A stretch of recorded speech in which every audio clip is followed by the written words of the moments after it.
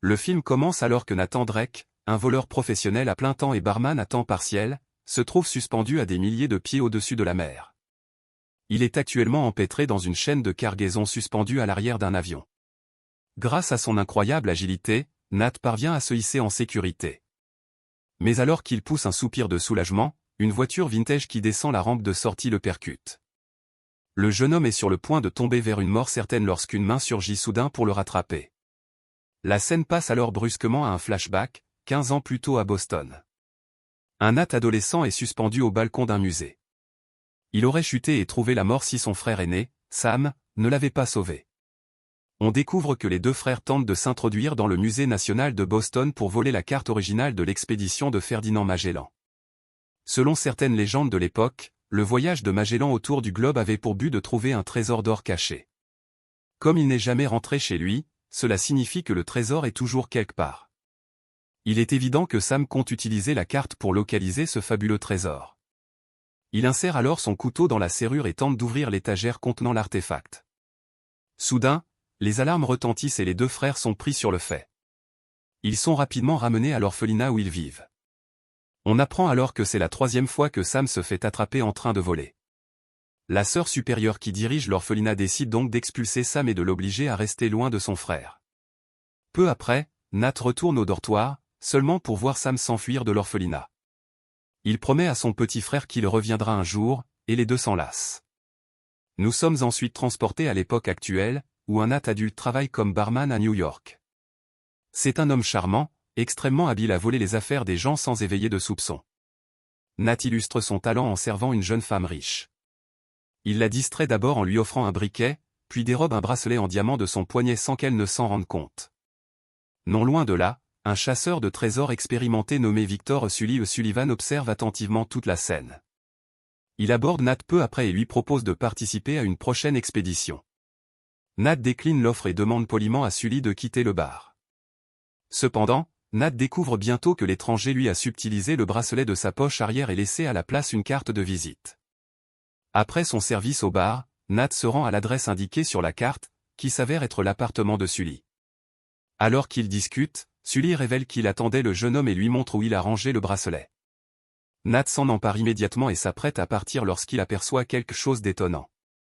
À sa grande surprise, la copie originale de la carte de Magellan se trouve dans un coin de la pièce.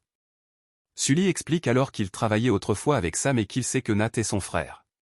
Cela mène à une discussion sur le voyage de Magellan, qui aurait été financé par les Moncada. Il s'avère que cette famille aristocratique a joué un rôle clé dans plusieurs atrocités au cours de l'histoire. Sully ajoute que Sam l'avait aidé à voler le journal d'Eduardo Elcano, le capitaine du navire de Magellan. Ce journal contient des récits du voyage du navire ainsi que de nombreux indices qui pourraient mener au trésor d'or caché. Finalement, Sully déclare qu'il souhaite que Nat se joigne à lui pour cette quête. Nat ne peut refuser une telle opportunité et accepte immédiatement.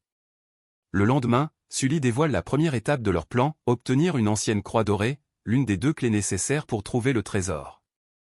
Il possède déjà la première, et la seconde sera mise aux enchères dans un musée de New York. Sully sait que Santiago Moncada, le fils aîné de la famille Moncada, tentera d'acheter la croix, car elle appartenait autrefois à sa famille. Nat est chargé de désactiver le réseau électrique du musée pendant que Sully se charge de voler la croix. Quelques jours plus tard, les 2 hommes se rendent à la vente aux enchères et tout semble sous contrôle au début. Chacun connaît son rôle et est déterminé à s'emparer de la croix dorée. Mais les choses se compliquent lorsque Sully aperçoit une femme nommée Gio Braddock à la vente. C'est une mercenaire impitoyable qui travaille désormais pour Santiago Moncada. Elle approche rapidement Sully, indiquant qu'elle sait pourquoi il est là. Malgré tout, nos héros poursuivent leur plan, et Nat se faufile dans la salle de contrôle du musée. Il s'apprête à couper l'électricité, mais il est surpris par le grand et costaud homme de main écossais de Moncada.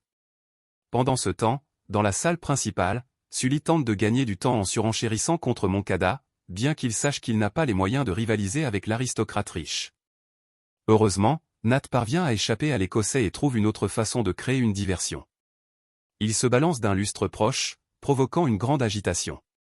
Sully profite de l'occasion pour enfiler un uniforme de l'équipe de sécurité du musée. Il s'empare ensuite de la valise contenant la croix et fait semblant de l'emmener dans un coffre-fort. Cependant, il sort à l'extérieur, où Nat l'attend dans sa voiture. Vient alors la deuxième étape du plan, le duo emmène l'artefact à Barcelone. Là, il rencontre l'associé de Sully, Chloé Frazé, qui possède la deuxième croix. Elle ne tarde pas à faire savoir qu'elle ne leur fait pas confiance. En fait, elle déclare ouvertement qu'elle ne souhaite pas travailler avec eux et s'éloigne. Sully, méfiant quant à ses intentions, demande à son partenaire de vérifier le sac à dos pour la croix. À leur grande horreur, ils réalisent que Chloé a volé l'artefact et s'enfuit vers le parking. Les hommes se lancent à sa poursuite dans différentes directions, mais elle se révèle trop rapide. Chloé monte dans sa voiture et s'apprête à partir lorsque Nat se jette devant le véhicule. Il lui rappelle ensuite qu'elle ne sait pas réellement où se trouve le trésor sans leur aide. N'ayant pas d'autre choix, Chloé est obligée de collaborer avec les deux hommes puisqu'ils possèdent le journal d'Eduardo Elcano. Nat, qui excelle dans l'art de déchiffrer les énigmes, a étudié le journal à de nombreuses reprises. Celui-ci contient un dessin d'un arbre, et Nat conclut qu'il s'agit d'un symbole religieux. Quelque temps plus tard, les trois se tiennent devant l'église, Sainte-Marie du Pin, dont l'emblème correspond à l'arbre figurant dans le journal. Ils décident alors d'explorer l'endroit durant la nuit afin d'y chercher d'autres indices. Ailleurs, au siège de la Fondation Moncada, Santiago est en colère contre son père, Armando. En effet, ce dernier prévoit de faire don de toute la fortune familiale à des œuvres de charité. Plus tard dans la journée, Santiago retrouve son père dans un parc public pour discuter une dernière fois de la question. Le vieil homme reste ferme dans sa décision et retourne à sa voiture. Mais cela s'avère être une grave erreur, car Santiago ordonne à son homme de main de tuer Armando une bonne fois pour toutes. Ce soir-là, Nat, Sully et Chloé se rendent à l'église du Pin pour tenter de trouver des indices sur le trésor caché. Ils ne tardent pas à découvrir un symbole au sol indiquant qu'il y a une crypte secrète derrière l'autel. Nat parvient rapidement à localiser un bouton qui révèle deux serrures au bas de la statue de Marie. Ils utilisent alors les deux croix dorées, ce qui fait pivoter l'autel pour dévoiler un passage.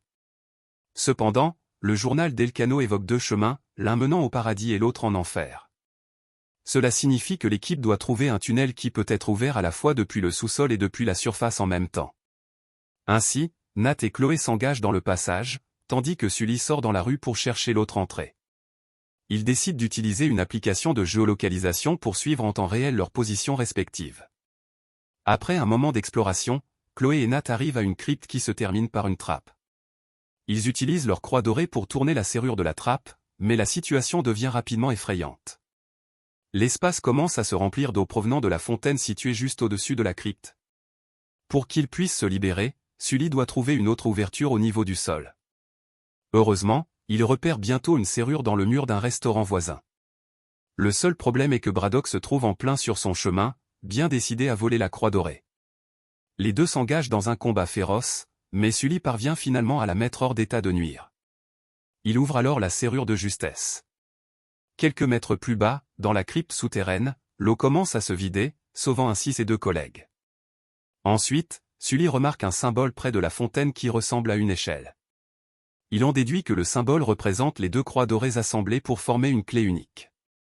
Il laisse donc tomber sa croix à travers une grille d'évacuation vers la crypte. Nat assemble les deux artefacts pour former une clé unique qui ressemble effectivement à une échelle. Grâce à cette clé, lui et Chloé entrent dans une antichambre romaine où se trouvent de grandes urnes au centre. Les deux se réjouissent, pensant avoir enfin trouvé l'or de Magellan, et se précipitent pour examiner les urnes. Mais leur joie se transforme rapidement en déception lorsqu'ils découvrent que ces urnes sont remplies de sel. Cependant, Nat trouve une carte cachée parmi les amas de sel, indiquant que le trésor se trouve aux Philippines. Malheureusement, Chloé profite de cette opportunité pour trahir Nat et s'emparer de la carte. Elle révèle également que Sully lui cache la vérité sur Sam avant d'assommer le jeune homme avec son pistolet. Quelques instants plus tard, Sully retrouve Nat inconscient dans la crypte souterraine. Il le réveille, mais Nat lui demande immédiatement ce qui est arrivé à son frère. N'ayant plus d'option, Sully finit par révéler la vérité sur ce qui s'est passé un an auparavant dans un endroit appelé San Sébastien. Lui et Sam ont été pris en embuscade par Braddock, qui leur a tiré dessus. Sully n'a eu d'autre choix que de fuir, abandonnant son ami, ce qui l'a conduit à croire que Sam était désormais mort. Nat est dévasté par cette révélation et commence à remettre en question le sens même de son existence. Cependant, il refuse d'abandonner la quête et décide de rester avec Sully pour le moment. Ailleurs, dans un retournement de situation choquant, Santiago révèle qu'il avait engagé Chloé comme membre de son équipe.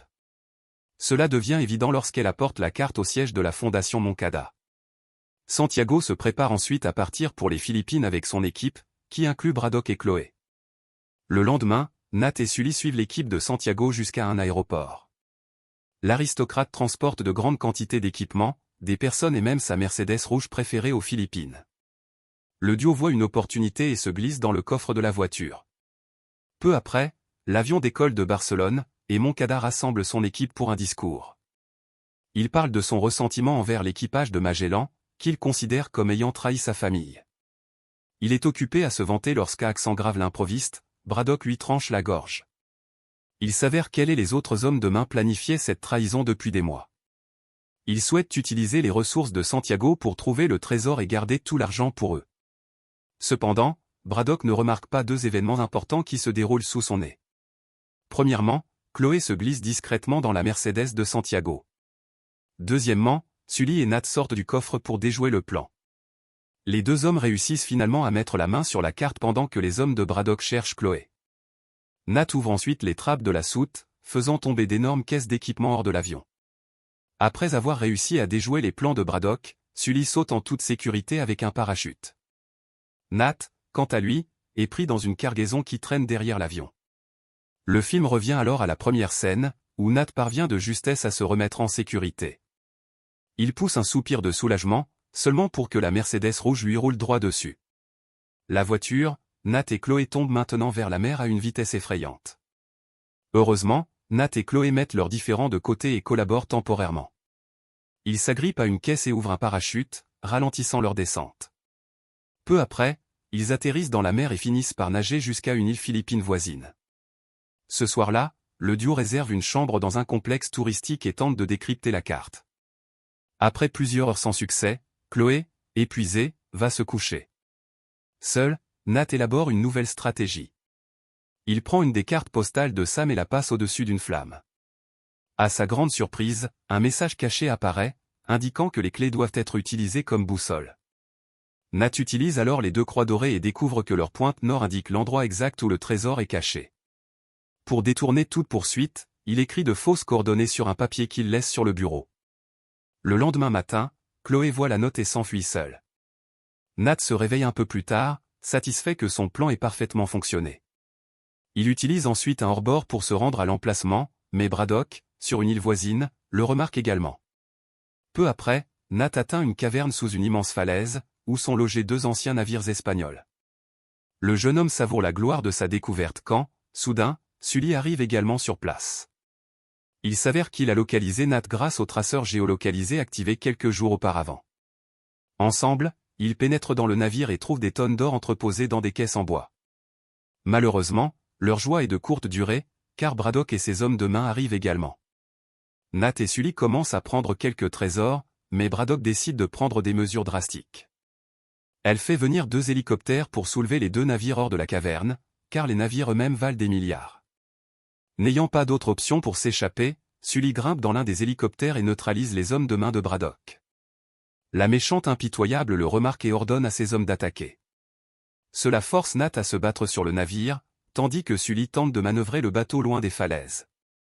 Le duo mène un combat désespéré, dépassé en nombre par les hommes de Braddock. Heureusement, Sully parvient à attirer l'hélicoptère ennemi sur une falaise, brisant le deuxième navire en morceaux.